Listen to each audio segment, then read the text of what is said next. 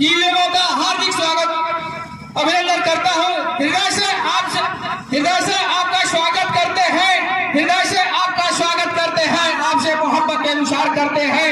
आपके पावन कदमों ने किया इस मंच को पावन, तहे दिल से आपका अभिनंदन करते हैं, तहे दिल से आप सभी लोगों का अभिनंदन करते हैं। साथ ही मंगरी देवी जी जो परिवार से चल के आए हुए हैं, मैं आपसे चाहूंगा कि आप भी आके बाबा साहब के चित्र पर पुष्प अर्पित करके श्रद्धा का सुमन अर्पित करने का काम करें। ठगई से चल के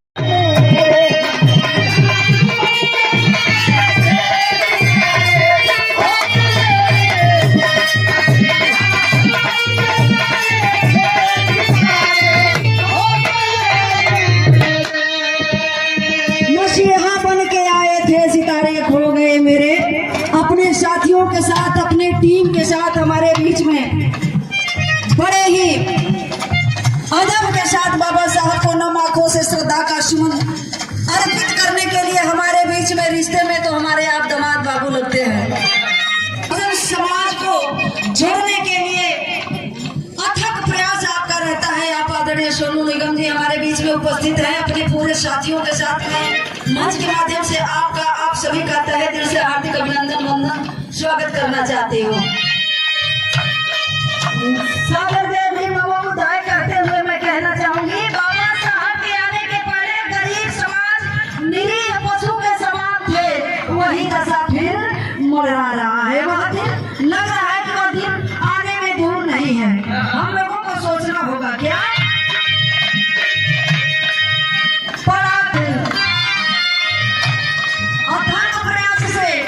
बाबा साहब ने आरक्षण तो दे दिया, लेकिन जब से बाबा साहब ने आरक्षण दिया तब से और अब तक यह आरक्षण लोगों के आंखों में खटकता है।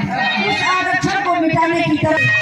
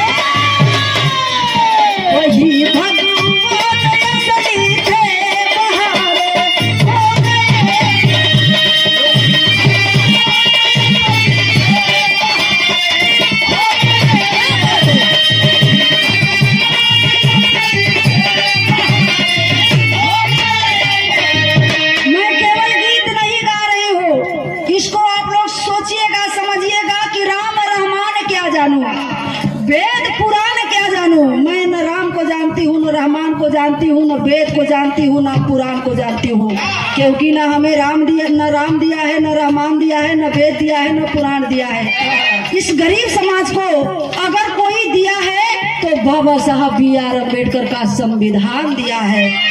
इसलिए मैं किसी राम रहमान और वेद पुराण को नहीं जानती हूँ। वही भगवान असली थे, बहारे खो गए मेरे। कहना है यही दिन है कि हम लोगों को यहाँ पर आयोजन करने का, बैठने का और अपने विचारों को आदान प्रदान करने का अधिकार मिला हुआ है।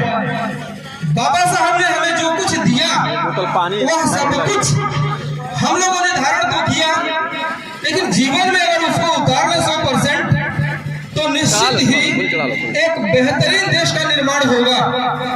बाबा साहब जिस समय में पैदा हुए थे उस समय बड़ी विषम परिस्थिति थी।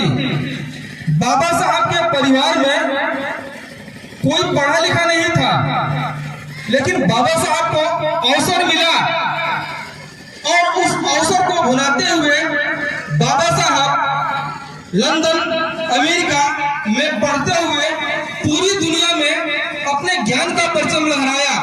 पूरी दुनिया बाबा साहब को सिंबल ऑफ नॉलेज के नाम से जानती है। बाबा साहब ने कुल 32 डिग्रियां हासिल की थी और 9 भाषाओं की पीएचडी भी ऐसे जहां तक भारतीयों का पहुंचना मुश्किल था, और वहां पर पहुंचकर उन्होंने अपने ज्ञान से पूरी दुनिया का लोहा मनवाया।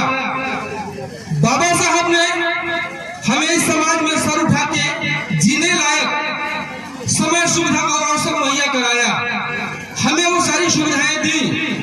बाबा साहब डॉक्टर अम्बेडकर हम लोगों को, आपको पहले से ही पता है कि पानी पीने तक का अधिकार नहीं था, और उन्होंने पानी पीने का आंदोलन चलाया, हमें पानी पीने का अधिकार दिलाया। लेकिन हमारा सोया हुआ समाज पानी तो पिया, लेकिन पानी की जगह पे वह इंग्लिश पीने लगा, और इंग्लिश पी के इतना मदहोश हुआ कि वो टुन्न हो गया। उसका नकारात्मक असर पड़ा हमारे समाज के ऊपर। अभी हमारी गायिका बहन त्यागी जी कह रही थी कि पाहन पूजे हरि मिले तो मैं पूजू पहाड़, और घर की चकिया कोई न पूजे पी सिखाए संसार। मैं आपको बताऊं, बाबा साहब पारिवारिक रूप में कबीरपंथी थे, और उनके अंदर ये जो ज्वालामुखी फटी, निश्चित ही ये कबीरपंथ की कहीं ना कहीं से देन थी कि वो इस रूप में आया। अभी चर्चा हो रही थी कि संत गाडगे बाबा कहते थे कि हम सभी लोगों को अपने बच्चों को पढ़ाना चाहिए। पढ़ाने के लिए अगर धन नहीं है तो घर के सामान को, यहाँ तक कि बर्तन को बेच दो, और बर्तन को बेच करके अपने बच्चों को पढ़ाओ। खाने के लिए बर्तन नहीं है तो हाथ में रख के रोटी सब्जी खाओ, लेकिन अपने बच्चों को पढ़ाओ। लेकिन अपना यह सोया हुआ समाज घर के बर्तनों को तो बेचा, लेकिन दिशा बदल गई उस धन का। इसलिए आज जो परिनिर्वाण दिवस है, ये परिनिर्वाण दिवस या केवल दलितों के लिए नहीं है, ये भारत की एकता और अखंडता की अपूर्णीय क्षति है। जब बाबा साहब 6 दिसंबर को परिनिर्वाण को प्राप्त होते हैं, बाबा साहब अम्बेडकर ने इतना बड़ा, इतना बढ़िया संविधान दिया हमें, और संविधान देने के बाद बाबा साहब अम्बेडकर ने जो सुख और अधिकार हमें दिया, हमारे चेहरे पे मुस्कान, आज हमारे लोगों के शरीर पे जो अंग वस्त्र है, हमारे लोगों को चलने के लिए गाड़ियां हैं, हम कहीं भी मंच लगा करके बोल रहे हैं, जो लड़ने की काबिलियत हमारे अंदर है, ये बाबा साहब ने हमें दिया। परंतु बाबा साहब इस दिन को देखने के लिए ज्यादा दिन तक नहीं रहे। 6 दिसंबर यह एक ऐसी तारीख है, 6 दिसंबर को बाबा साहब का परिनिर्वाण होता है, और मैं ये संविधान बाबा साहब के विषय में विचार गोष्ठी है, बात बाबा साहब पे ही आधारित है, परंतु कुछ लोगों को ये राजनीतिक लगेगा, और राजनीतिक लोग ही बाबा साहब के विचारों को बदलने का भ्रम हमारे समाज में फैलाते हैं। आज ही के दिन मैं, चूंकि मेरे विद्वान जन बैठे हैं, आज मैं बहुत सोच कर आया था कि मुझे अपने समाज में कुछ बोलना है और अपनी पीड़ा बताना है, और आगे चल करके संविधान में जो खतरी बड़ी बड़ी डिग्रियां हासिल की, और उसी संविधान के तहत आज हमको पढ़ने का अधिकार है, फिर भी हम कह रहे हैं कि हमारा संविधान खतरे में है। शंका लाजमी है। कहाँ सोए हो मेरे यार, कहाँ सोए हो मेरे यार, कहाँ सोए हो मेरे यार, कहाँ सोए हो मेरे यार। सदियों से तुम सोए रह गए, अब तक आँख न खोले। सदियों से तुम सोए रह गए, अब तक आँख न खोले। अपने देश में दर दर भटके, कभी नहीं तुम बोले। सदियों से तुम सोए रह गए, अब तक आँख न खोले। अपने देश में दर दर भटके, कभी नहीं तुम बोले। अरे किया तूने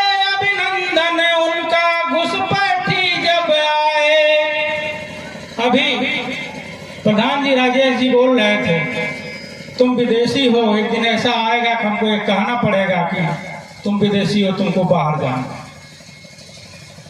किया तुम्हें अभिनंदन उनका घुसपैठी जब आए, अरे मिलजुल कर रहना नहीं भाया, छल का पथ अपनाए।